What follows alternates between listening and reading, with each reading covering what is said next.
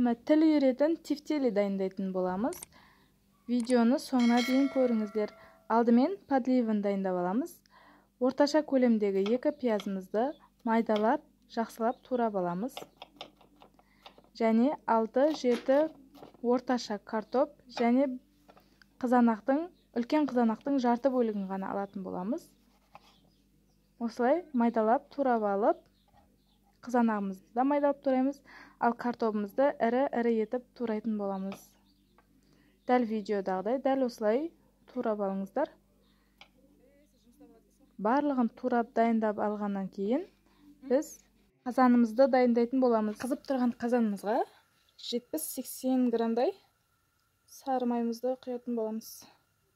Енді үстіне пиязымызды салып, кішкене қызартып алатын боламыз. Кішкене ғана сарғайтып алдық.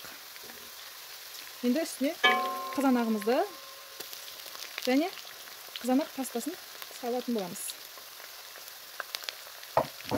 Міне осылай қызғылт түске енгеннен кейін ішіне сәбізді үлкен қылып турап салсаңыздар болады. Менде сәбіз болмағандықтан осылай картоптарымызды салып 5-10 минуттай қызартып туратын боламыз. Міне осылай кішкене ғана қызартып алғаннан кейін үстіне 1,5 литр су құятын боламыз. 1,5 литр су. Осы енді қайнағанша бетін жауып қоятын боламыз. Және кішкене тұз салуды ұмытпаңыздар. Енді фаршымызды дайындайтын боламыз. Менде 567 грамм фарш бар екен. Бұның үстіне 70 грамм күрішімізді жуып, тазалап саламыз. Менде фарш тұздалған, қара бұрыш барлығы себілген. Енді осыған біз көк пиязымыз бен укропымызды майдалап турап салатын боламыз. Мен екеуінен де кішкенеден алып қалдым.